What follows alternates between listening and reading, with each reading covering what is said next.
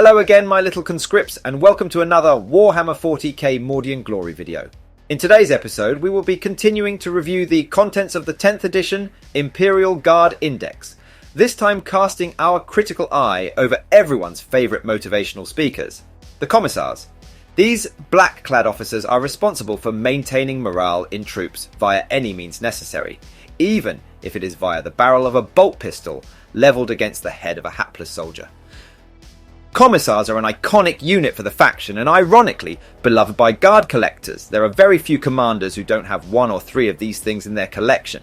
But the big question is, are they any good on the battlefield, or will they spend another edition sitting on the shelf? Well, there is only one way to find out. So without further ado, let's fix bayonets. Equip bayonets and be ready for blood right into today's video. As is tradition, we shall begin with a brief overview of what the hell Commissars actually are. Essentially, they are an alternative support officer for your infantry, similar to your platoon commander, except Commissars are less interested in acting as a buffing unit, and more focused on ensuring that your men do as they are told, rather than boosting the damage output of the squad they are attached to, for example by giving them the take aim order. They instead improve the morale of a unit by various means in an attempt to mitigate any problems that might occur with your blokes becoming battle shocked at the worst possible moment. Don't think of them as force multipliers, they are more like force maintainers. Well, at least that is the theory anyway. But how does all this translate onto the tabletop?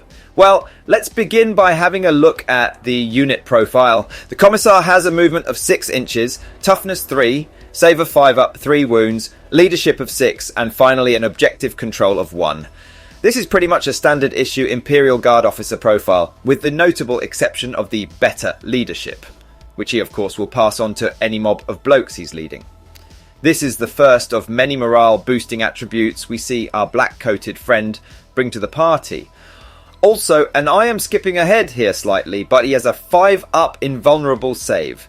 Considering that most junior officers lost their shields in the transition to 10th edition, it's kind of badass that Commissar kept his. But when I think about it, who is going to be brave enough to tell them they have to hand them over? Overall, a surprise to be sure, but a welcome one. As for his weapons, as standard he comes equipped with a bolt pistol and chain sword. But let's be honest, you are going to swap those out straight away for the plasma pistol and power weapon because of the beauty of the new totally not power level system. Just a little side note here.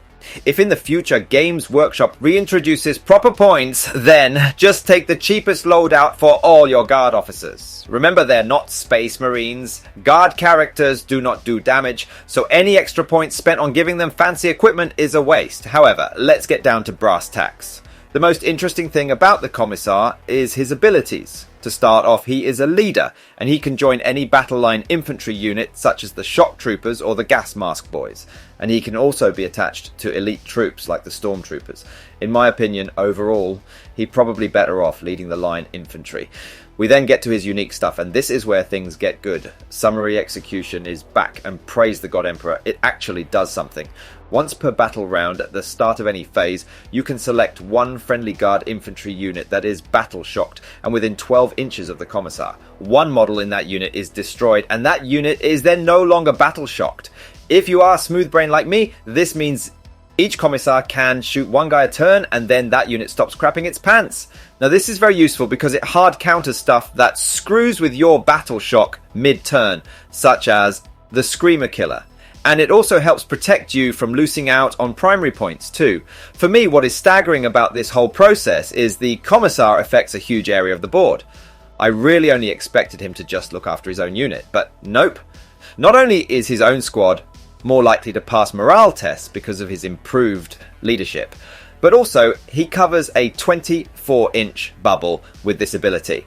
The Commissar's second unique ability is called Political Overwatch.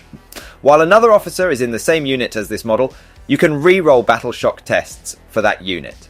I really like this rule, not because it's any good, but because it feels very fun, plus is a great reference to older Commissar abilities from previous editions. I think it was back in 3rd or 4th edition where If a commissar was in the same squad as the officer, then the whole unit got extra leadership, because the captain or major was just bricking it and really focused on the job. However, realistically, this ability is at best a nice to have.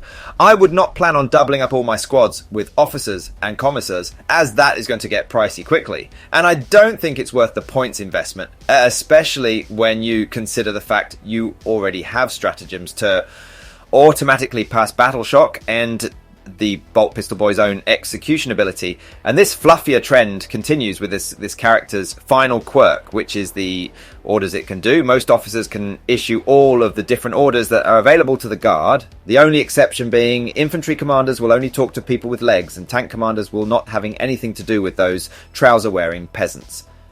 But commissars can only issue the duty and honour order or the fixed bayonets order.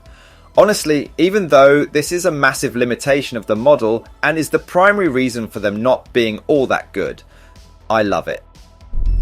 The meme of the sword-waving commissar leading his men in a glorious yet hopeless charge across no man's land is no longer a dream, it is baked into the game. However, and it's a big however, we must address the elephant in the room. And I'm not talking about your mother. Commissars are just not that good. They're very cool with a shitload of fun rules, but sadly I can't really recommend the Red Sash fan club for a competitive list. And the reason for this is simple. They are a unit that is focused on improving morale, but battle shock just is not very impactful on the game. I do not know how Games Workshop manage this every bloody edition, but in every single game of 10th edition I've played, battle shock has done nothing, to the point where I often forget it even exists. And it's a true shame, because it means awesome options like the Commissar are once again going to end up sitting on shelves for most of the edition. Of course, as always, all of this is just like my opinion, man. Let me know what you think down in the comments section below. Do you plan on running your Commissar? Or are you struggling to justify including them in your army? Also, don't forget to smash that like button and subscribe to never miss an episode.